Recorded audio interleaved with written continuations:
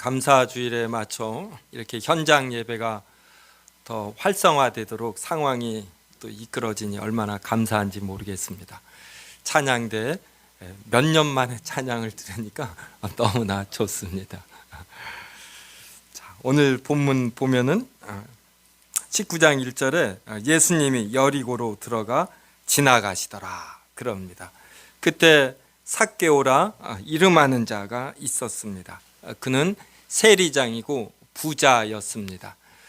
이스라엘 시대, 즉 로마가 다스리던 이러한 지역들에서 로마 제국은 직접 이렇게 세금을 거두어 들이지 않았습니다. 그러려면 이렇게 직영을 하려면 얼마나 많은 직원이 있어야 됩니까? 그러니까 일종의 계약을 맺습니다. 그래서 세리들에게 이 지역에 세금이 한 이 정도 나올 듯 하니까 이것을 이 로마 정부로부터 너희가 사라. 그 다음에 너희가 알아서 세금을 거두어 드리라. 이렇게 계약을 맺는 것입니다. 그러면 세리들이 로마 정부에 지불한 계약금을 초과한 것은 전부 자신들의 수입이 됩니다. 그래서 세리들은 여러 항목의 세금을 만들고 그리고 인정사정 보지 않고 이렇게 가슴에 피멍이 들게 하며 이렇게 세금을 징수했습니다.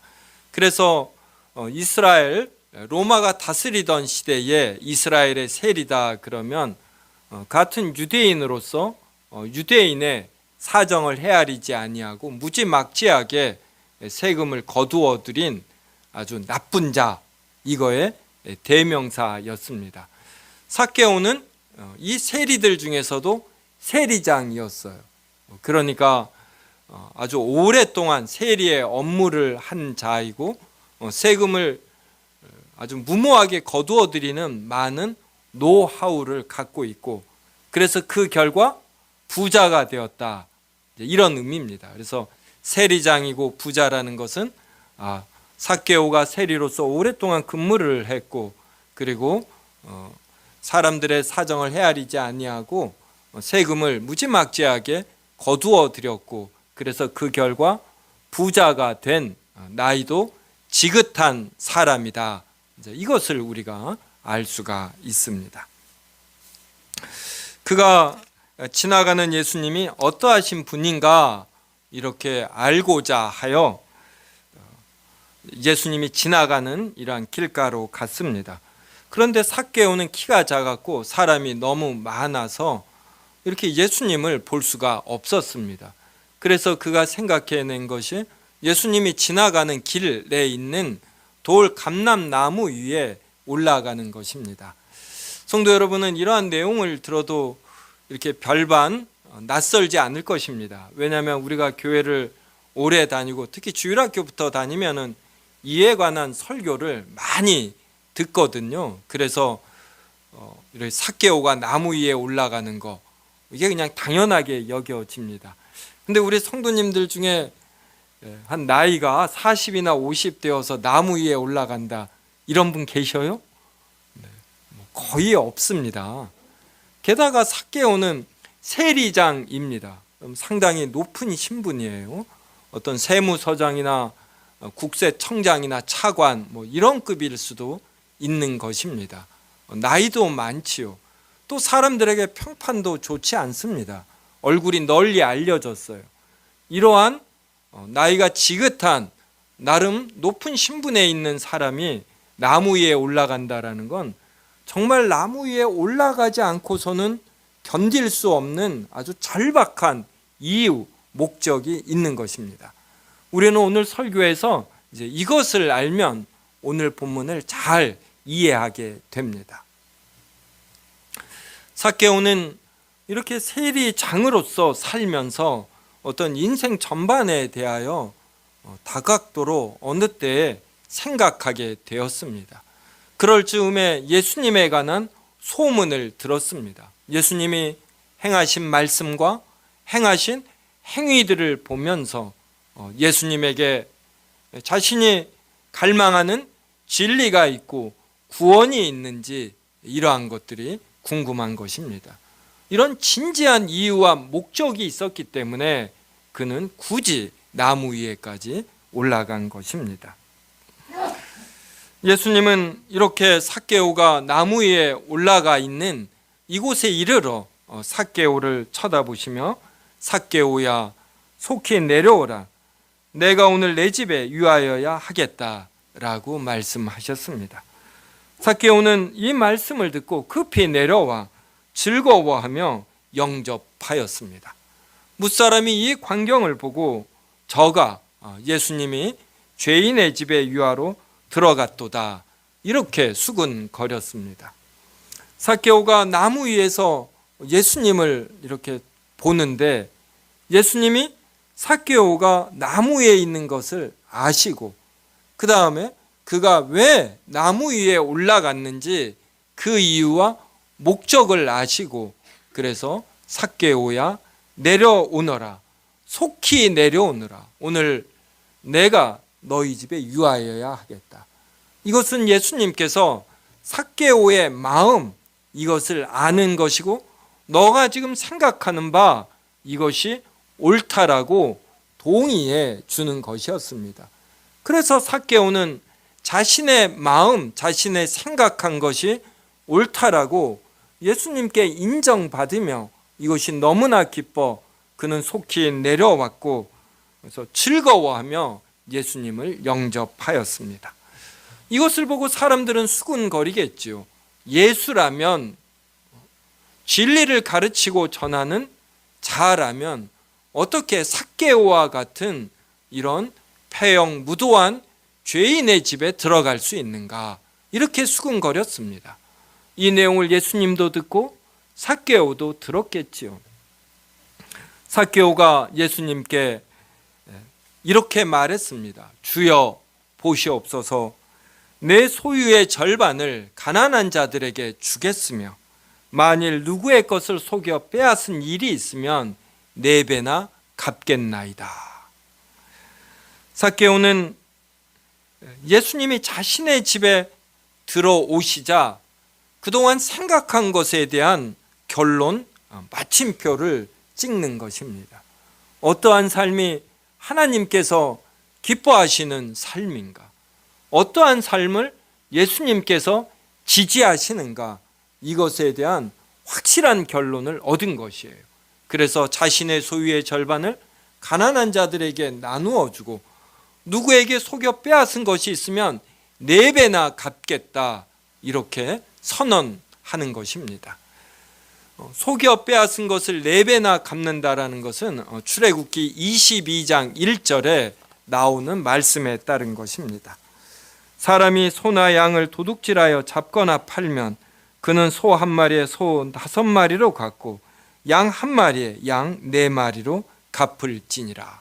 여기에 양 1마리를 속여 빼앗으면 4마리로 갚으라, 이러한 하나님의 말씀에 따라 자기가 누구를 속여 빼앗았으면 4배로 갚겠다, 즉 하나님의 말씀대로 행하겠다, 하나님의 속성에 따라 사는 자가 되겠다, 이러한 강력한 선언을 삭개오가 한 것입니다. 예수님은 이 고백을 들으시고 9절과 10절로 말씀하셨습니다. 오늘 구원이 이 집에 이르렀으니 이 사람도 아브라함의 자손이로다. 인자가 온 것은 잃어버린 자를 찾아 구원하려 함이니라. 오늘 구원이 이 집에 이르렀다라는 건 사람들이 삭개오를 보며 예수님이 어떻게 이 죄인의 집에 들어가는가 이랬습니다. 근데 예수님은 삭개오가 지금까지는 겉으로 보기에는 분명 죄인이었다, 하지만 구원이 이 삭개오의 집에 이르렀다. 이 삭개오도 아브라함의 자손이다, 즉 하나님의 구원을 받은 이제 예수 그리스도 안에서 거룩한 자이다, 이러한 의미입니다. 그리고 예수님께서 이 땅에 오신 것은 이렇게 하나님의 진리를 그리고 영원한 구원을 모르고 사는 자들에게 말씀을 통하여 이적을 통하여 전도함으로 찾는 것이다. 이렇게 말씀하십니다. 성도 여러분은 이 9절과 10절을 보면서 떠오르는 내용이 있는지 모르겠습니다. 우리가 지금 누가복음 19장을 살펴보는데 누가복음 18장에 아주 이와 유사한 내용이 있어요. 그것이 18장 9절부터 14절입니다. 저와 한 절씩 읽겠습니다. 누가복음 18장 9절부터 14절입니다. 또 자기를 의롭다고 믿고 다른 사람을 멸시하는 자들에게 이 비유로 말씀하시되 두 사람이 들어가서 성전에 올라가니 하나는 바리새인이요 하나는 세리요. 바리새인은 서서 따로 기도하여 이르되 하나님이여 나는 다른 사람들 곧 토색, 불의, 간음을 하는 자들과 같지 아니하고 이 세리와도 같지 아니함을 감사하나이다.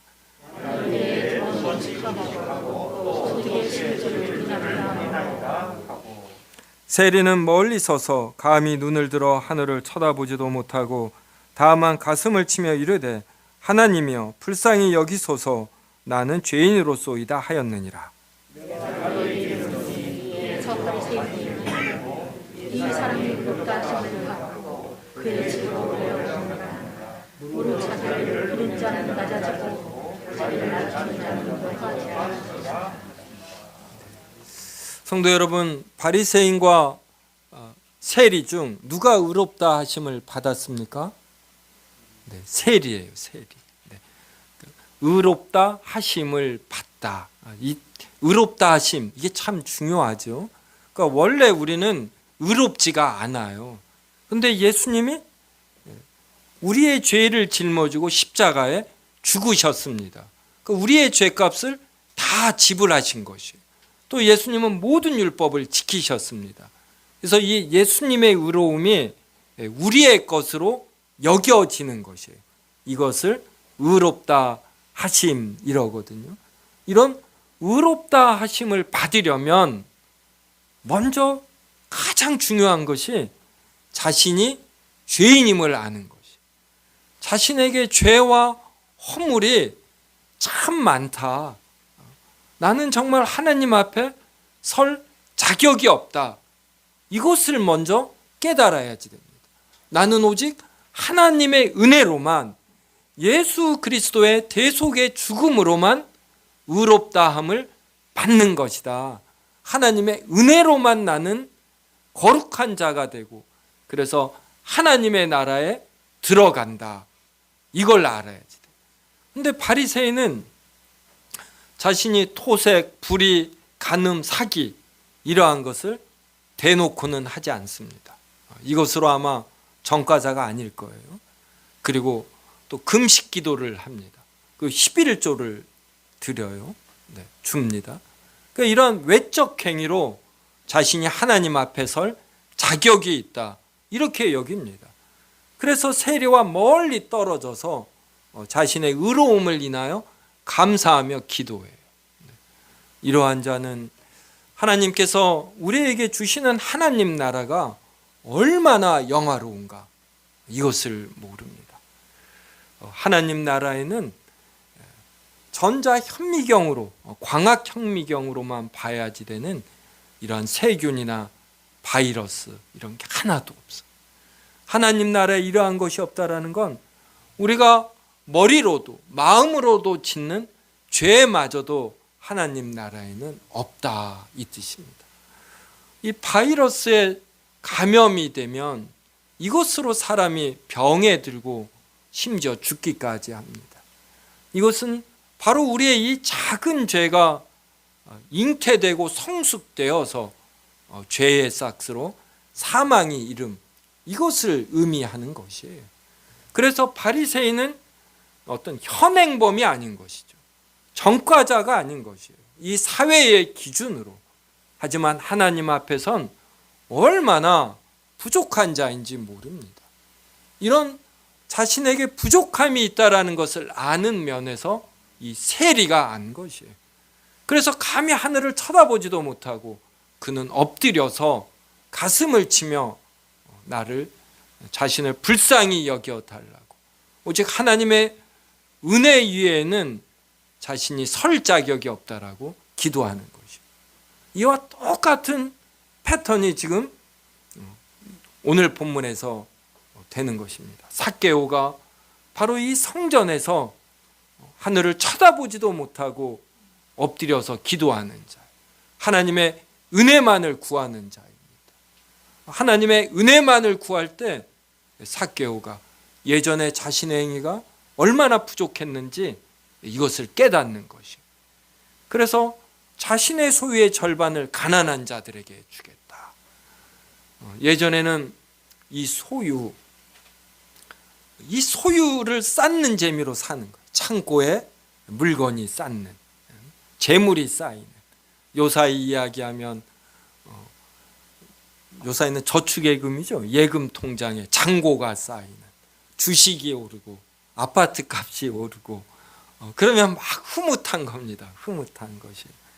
우리 성도 여러분, 잠자고 나면 아침에 뭘 먼저 확인하시는지요? 그런데 하나님에게 은혜를 받으면 이 우선순위가 달라집니다. 여러분, 이렇게 헌금하는 거 제가 한번 표현했던 것 같은데, 참 이 원로 목사님, 후배들에게 존경받는 원로 목사님이 헌금은 자신의 피를 빼어서 바치는 것이다, 이렇게 표현하시더라고요.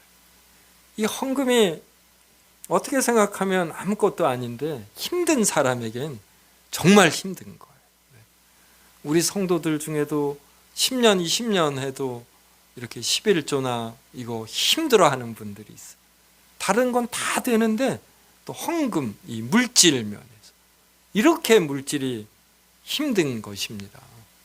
그런데 삭개오가 하나님의 은혜를 받으면, 즉 사람이 무엇을 위해 살아야지 되는가, 영원한 것이 무엇인가, 이런 관점이 생긴 거예요.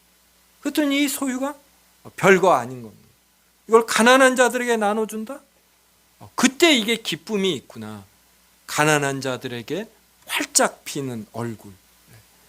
여러분, 이런 거 생각하면 마음이 뿌듯하지 않습니까? 네, 여러분이 끄덕여 주셔서 감사합니다. 네, 저도 누군가를 이렇게 돕는다고 해야 될까요? 약간 배려한다. 그럴 때 그의 마음이 편해질 것 생각하고 그러면 참 좋아요. 네. 그래서 전 뭐 도울 때 좀 화끈하게 하는 편입니다. 그래서 저는 다른 사람도 그러는 줄 알았는데 찔끔찔끔 하더라고요. 그럼 얼마나 화가 나는지. 그거 별것도 아닌데 좀 화끈하게 좀 하지. 그러다가 지금은 남들은 그러할지라도 내가 도울 기회가 있으면 나는 화끈하게 하자. 사람들이 때때로 오해를 해요. 내가 뭘 대가를 바라거나 그러는 줄 알고. 그게 아니라 이 도움을 받는 사람이 기뻐하는 모습, 편애하는 모습, 이게 얼마나 아름다운 장면입니까? 아울러 삭개오는 영원 속에서 이 물질이 덧없는 것임을 아는 것입니다. 자기가 죽을 때 아무것도 가져가지 못하고 수위에는 주머니가 없습니다. 많은 것을 놓고 가야 이게 자식들이 그대로 잘 향유한다라는 보장도 없는 것이고, 영혼은 자신이 관리할 영역이 아님을 알고 현재 영원에 잇대어 살겠다, 이런 생각이 드는 것이에요. 그리고 설령 내가 속여 빼앗았다, 그럼 이 사람의 피멍이 든 거죠. 예전에는 이것을 힘으로 짓눌렀어요. 미안하지도 않았습니다. 그런데 예수님의 은혜를 알자 이게 큰 부담으로 오는 거예요. 내가 4배를 갚아야 편해지는 것입니다. 이렇게 삭개오가 변했어요. 그래서 그가 구원을 받은 자가 되고 아브라함의 자손이 되는 것입니다. 우리가 지금 바리새인과 세리 이 이야기를 들었는데 바로 이 본문 위에 이어지는 것이 부자 관리. 부자 관리가 예수님께 와서 내가 무엇을 하여야 영생을 얻으리이까? 어떤 선한 일을 하여야. 이도 바리새인처럼 자기가 어려서부터 모든 율법을 다 지켰다, 이렇게 오해를 했어요. 그러자 예수님이 너 소유의 모두를 다 팔고 가난한 자들에게 나누어 주고 나를 따르라 그랬습니다. 그랬더니 그가 이 재산이 많음으로 근심하고 예수님을 따르지 않았어요. 그래서 예수님이 부자가 천국에 들어가는 것이 얼마나 어려운지 낙타가 바늘귀에 들어가는 것처럼 어렵다 그랬습니다. 그런데 이 어려운 일이 바로 삭개오에게 발생하는 것입니다. 하나님께서 그를 사랑하시고 성령님을 통하여 그의 마음을 돌이 살처럼 부드럽게 만들자 그가 자신의 소유를 절반을 가난한 자들에게 나누어 주겠다라는 이러한 결단이 이루어져요. 이 결단이 정말 힘들고 불가능한 것 같은데 하나님의 은혜를 받으면 이렇게 됩니다. 그냥 시각이 바뀌어요. 그리고 영원한 걸 생각하는 거예요. 영원한 거. 영원에 있다면 재물은 덧없는 것이거든요. 성도 여러분, 오늘 부활을 감사하며 예배를 드리는 날입니다.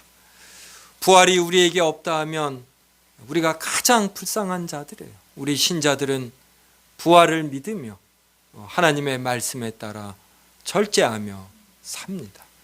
근데 불쌍함을 떠나 부활이 없다라면 정말 인생이 허무하지 않습니까? 이 땅에서 내가 가치 있게 여긴 것들이 죽음으로 단절이 된다. 내 존재가 없어진다.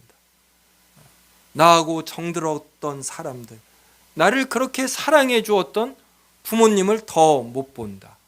내 사랑하는 자녀들과도 끝이고, 내가 이 땅에서 열심히 닦은 노래 실력, 그림 실력, 또 운동, 어떤 취미, 각자마다 잘하는 거 있잖아요. 이러한 것도 전부 다 무의미해진다. 정말 인생 살 맛 안 나는 것입니다. 이 부활이라는 건 바로 영원을 의미하는 거예요. 부활을 믿는다? 이건 영원을 믿는다 이 말입니다. 우리가 존재하지도 않을 때, 이 세상이 존재하지 않을 때 하나님께서 이 세상을 사랑하셔서 존재하지도 않는 세상과 우리를 사랑하신 거예요. 그래서 말씀으로 이 세상을 창조하셨습니다. 하나님께서 원하시면 그대로 되시는 거예요. 이게 말씀으로 창조하셨다. 그래서 빛이 있으라. 하나님이 이걸 원하셨습니다. 그러자 빛이 있었어요. 모든 환경을 설정하고 우리 사람을 만드셨습니다. 그런데 아담의 죄로 죽게 되었어요. 영원히 깨진 것입니다. 이 영원을 회복하시기 위하여 하나님이 사람이 되셔서 십자가에 못 박혀 죽으셨어요. 살아계시는 동안은 하나님의 모든 율법을 우리를 대신하여 지키시고, 그리고 십자가에 못 박혀 우리의 죄를 대신 짊어지고 죽으셨어요. 이게 바로 새하늘 새 땅에서 모든 세균과 모든 바이러스를 없애는 방법입니다. 우리의 모든 죄를 없애는 방법이에요. 그래서 새하늘 새 땅, 하나님 나라에는 전혀 일그러진 것, 순간의 잘못된 생각, 이러한 것까지 모두 다 없어지는 것이에요. 그래서 영원 속에 우리가 살게 됩니다. 죽은 자가 어떻게 살아나는가? 이것은 빛이 있으라 하신 하나님이 빛이 있게 하시고 모든 걸 창조하셨듯, 이러한 능력의 하나님께서 어떻게 이 죽음을 해결하지 못하겠습니까? 우리가 이 땅에서 나이가 들수록, 이제 죽음이 가까울수록 우리가 기댈 것, 사모할 건 영원뿐이에요. 영원. 이 영원이 예수님의 죽으심과 부활로 가능해집니다. 무덤에 사흘간 있었는데 그러면 썩어야지 됩니다. 썩어야지. 근데 예수님은 썩음을 보지 않았어요. 죽음의 권세가 너 썩어야지 된다. 예수님의 육신에 대해서 엄청난 능력을 가합니다. 그런데 하나님께서 생명이고 빛 자체 아니십니까? 이 썩음을 방자, 끝내 죽음을 죽여버리시고 이렇게 부활하시는 거예요. 성도 여러분, 5월에 새로운 정부가 시작합니다. 임기가 몇 년이죠? 네, 5년. 네. 5년 후에는 새로운 정권이 들어서요. 어떤 정권이 들어설까요? 네. 저는 답을 요구하지 않아요. 여간에 5년이다. 이렇게 대통령 저는 바라기는 한 8번 정도 보고 죽으면 좋겠다, 이 정도 생각해요. 우리 성도님들은 정권 교체를 몇 번 볼까요? 네. 이렇게 우리가 영원 속에서 생각하면 누가 대통령 되느냐가 나름 중요하면서도 본질적인 문제는 아닙니다. 우리 세움교회 교인들은 너무 뉴스, 유튜브 누가 대통령 되고 정책이 뭐하고 너무 많이 보지 마셔요. 보면 볼수록 관심이 생기고 흥분되고 누군가는 미워하고 누군가는 지지하게 됩니다. 그러면 오히려 올바른 판단하지 못해요. 그냥 헤드라인 뉴스 정도만 보면 영원에 있대요. 전체적인 감각으로 올바른 판단 더 합니다. 교회에서 우리 정치 얘기, 선거 이야기 이런 건 최대한 하지 마셔요. 이런 진리의 말씀 영원에 있대요. 나는 어떻게 하면 삭개오와 같이 부활을 이미 이 땅에서 경험하는 자가 될 것인가? 하나님의 넘치는 사랑과 은혜를 안 자로서 어떠한 변화가 있어야지 되는가? 이러한 진리를 나누며 이 땅에서 이미 부활을 경험하고 누리고 실천하는 우리 세움교회 성도님들이 되기를 주님의 이름으로 축원합니다. 기도하겠습니다. 하나님, 예수 그리스도의 부활이 없었더라면 우리가 이 땅에서 행하는 삭개오와 같은 변화와 어떤 자선마저도 의미가 없사옵나이다. 우리가 의로운들 하나님에게 무슨 소용이 있고 우리가 똑똑한들 영원에 무슨 영향을 미치겠사옵나이까. 하나님께서 사람이 되셔 십자가에 피 흘려 죽으심으로 우리에게 영원을 주셨사옵나이다. 전도서에서 말하는 헛되고 헛되니 헛되고 헛되도라는 이러한 틀이 깨어지게 하였사옵나이다. 이 땅에서 행하는 모든 행위에 의미를 주셨사옵나이다.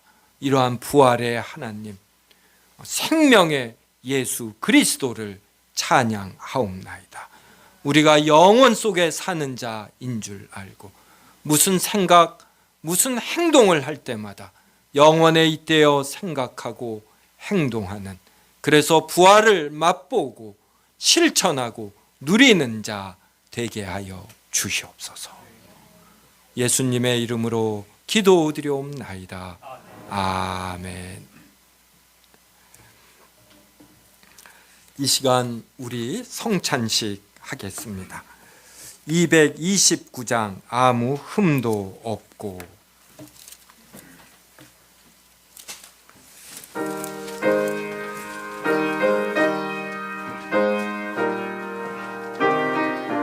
삼 절까지 하겠습니다.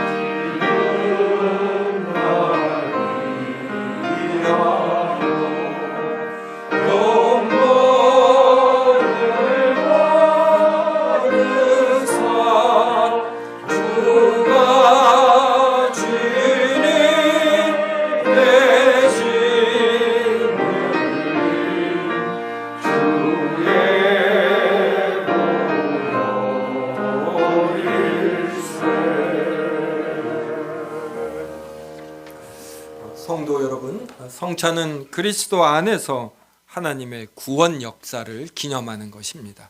즉, 주 예수 그리스도께서 우리를 위하여 피 흘리시고 살이 찢기신 것, 이것을 피를 상징하는 포도주와 살을 상징하는 떡을 먹음으로 기념하는 것입니다. 우리가 이렇게 할 때 그리스도께서 하나님 보좌 우편에 계신 그리스도 예수께서 육체는 거기에 계시지만 영적으로 이곳에 임재하십니다. 임재하시어 우리에게 얼마나 큰 은혜를 주시는지 모릅니다. 주께서 자기 백성에게 힘을 주시어 죄를 대적해 하시고 모든 고난에서 견고하게 하시고 강하게 하시며 마음을 평안하게 하십니다. 이 예식을 통해 우리는 주의 죽으심을 오실 때까지 기억하며 전하며 천국에서 주님의 식탁에 같이 앉아 주님과 함께 떡과 잔을 먹고 마시고 주 예수를 믿다 죽은 그리고 부활한 성도들과 함께 이 식탁을 공유하게 됩니다. 이제 떡을 나누겠습니다. 대병위원이신 김광빈 장로님, 이춘열 장로님 앞으로 나오시기 바랍니다. 주 예수 그리스도께서 잡히시기 전에 떡을 가지사 축사하시고 떼어 주셨으므로 나도 지금 주의 이름으로 이 떡을 나누어 드리니 받으시기 바랍니다. 주님께서 말씀하시기를 이것은 너희를 위하여 주는 내 몸이라 너희가 이를 행하여 나를 기념하라고 하셨습니다. 다 같이 기도하겠습니다. 받아 먹으라. 이것이 너희를 위하여 주는 내 몸이라 너희는 이를 행하여 나를 기념하라 말씀하신 주님이시여, 세우신 뜻에 의지하여 주의 성찬을 베풀고 떡을 나누고자 합니다. 이 예식에 복 주시기를 원합니다. 우리가 떡을 먹을 때 바로 예수 그리스도를 먹는 줄 알게 하옵시고 예수 그리스도와 내가 하나가 되는 줄 알게 하옵시고 같이 떡을 먹는 성도들과 같이 하나가 되므로 서로에 대하여 관심을 갖고 배려하고 사랑해야 함을 알게 하여 주시옵소서. 예수님의 이름으로 기도드리옵나이다. 아멘.